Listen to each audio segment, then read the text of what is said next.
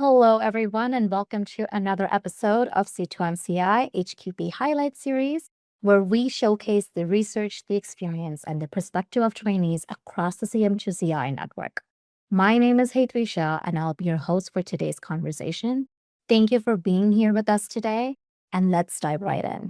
Today, we're excited to speak with Parimah Aminfar, a postdoctorate fellow at Queen's University in Dr. Stamplecoskie's lab, whose work focuses on designing and optimizing photophysical properties of gold nanoclusters with a focus for using them for cancer photodynamic or radiodynamic therapy. So thank you, Parimah, for joining us today, and let's get us started. Of course. Thank you for having me. So today, to get started, the very first question that I want to know about is what first drew you to the field of research? May that be the macro, micro, or the nano team that you're a part of? Yeah, so I'm part of the nano team. So I would say I've been always interested in designing materials that have clear structure function relationship. So during my PhD, I had the opportunity to work with medical biophysics scientists at UHN in Toronto, which kind of like really motivated me to see the application of these nanomaterials that we were designing in basically like for photodynamic therapy for cancer treatment. And like it was really interesting for me to see how we can test these materials in the cells and how we can fine tune them to get like better cancer therapeutic efficiency of these materials. So that was kind of like motivate me to focus more and go deeply on designing these nanoclusters that can be used like for wide biomedical applications. That's really cool. And honestly, now being on the receiving end of receiving the clusters and treating them on cells and on mice, it definitely is really exciting to see how many cool things they can do. Okay, so on to next. Which one of your recent projects with C2MCI are you most proud of, and what made it so special? Yeah, so I would say I really like all of the projects that I was involved in, but specifically the water-soluble nanoclusters that we designed them for cancer treatment. I think the most interesting part for me was how we can modify their surface and even like a small change can affect their physical properties in a way that it can be like more efficient and more targeting. Obviously, like there were some challenges working with this water soluble nanoclusters, but the troubleshooting process also was very meaningful and like I guess helpful so that we can use it for developing like other new nanomaterials. That's really exciting. I do know that we have been receiving some more water-soluble clusters. Mhm. It's definitely been fun seeing how different their properties are, especially when we apply them in biological settings. So thank you for working on that for us.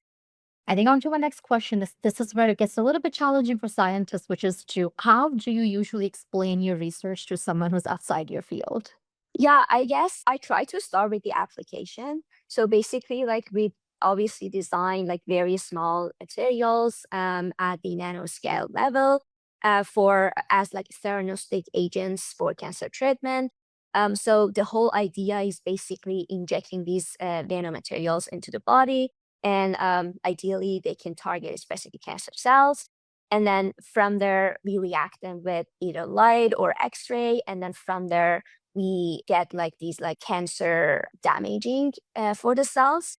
And what we mostly focus on is basically design and modifying the surface of these materials so that they can efficiently damage cancer cells with like minimal damage to the healthy cells. And of course, like looking at the photophysical properties of these materials and their purity before using them for any type of applications. Thank you. I know I tried doing a 3-minute thesis competition once, trying to put my research into lay terms.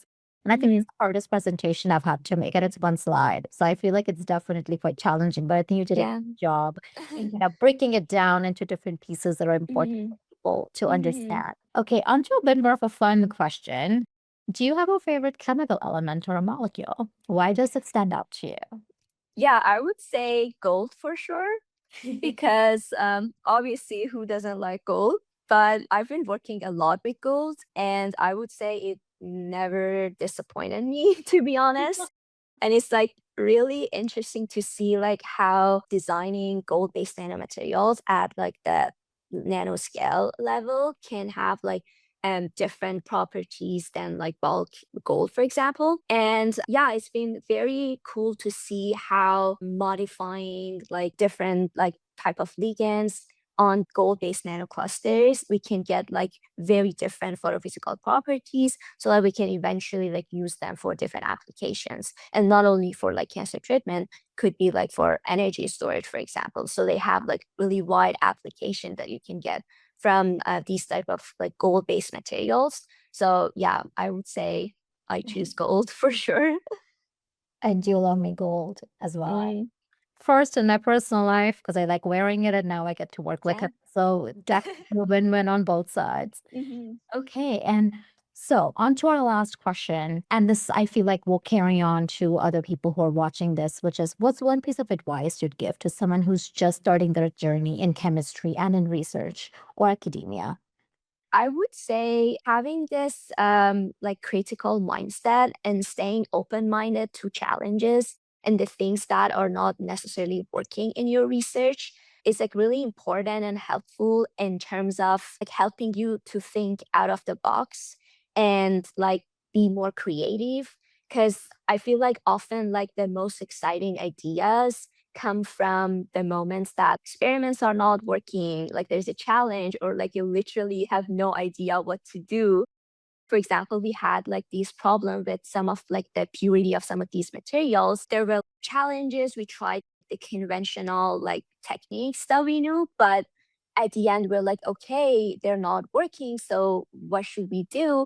And then obviously like we have lots of like light sources and stuff. So we were like, okay, why don't we use this one, for example? And we chose that, we tried, and then it worked. And that is basically a method that we've been using a lot in our lab. So I would say try to have like this critical mindset and like troubleshoot the results that are not necessarily like the favorite ones. Yeah. On to our next question. And this is, I think, important when you work with such a big team like C2MCI, where there are so many moving parts. Can you share a time you really enjoyed working as a part of your team, research team of the C2MCI, and what made it memorable? Yeah, that's a good question. So I would say I really enjoyed our in-person meetings that we have with the team. I mean, obviously we have like bi-weekly and monthly like online meetings to catch up, but we do have in-person meetings to kind of like brainstorm on new projects and new ideas, talk about challenges and stuff. And I found like those meetings really interesting and I really enjoyed them. It's really nice and I feel like it's very rewarding to kind of like catch up with people and like brainstorm and then talk and see like how each like projects is like moving forward. It's like I think at the same time both like very like practical in terms of like how we like design the next step, but also it's like very rewarding to see like everyone with like different backgrounds are kind of like trying to be on the same page and then plan for the future projects. Yeah. I really like those in-person meetings. I definitely resonate with that. I think it was my first time attending the annual meeting, and it was just so nice to have everybody under the roof and just have Mhm. conversations about different aspects and be able to either get the answer or just know that everybody's on the same struggle boat. And that sometimes is very nice. Exactly, yeah. And so on to the next one, it's kind of going on to maybe if you would use your team to help you through this, but it's like, can you share a time when you faced a tricky problem in the lab and how did you approach it? So I remember we had some issues with the biocompatibility of a specific nanocluster that we were trying to like test it in the cells and like we looked at the photophysical properties in advance. But there were some issues in terms of the biocompatibility and I think like what really helped us was basically the clear communication that we had with the team at the UHN. So they sent us the sample back and like we went through like the characterization part again and we actually like realized it was more a stability issue and we were able to like detect an impurity that we weren't able to see it like before.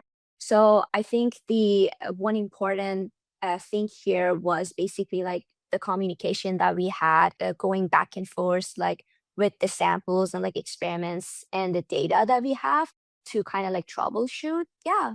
definitely is very helpful to kind of get that real in-time feedback from other labs or Mhm. clusters and be able to find what the problems are.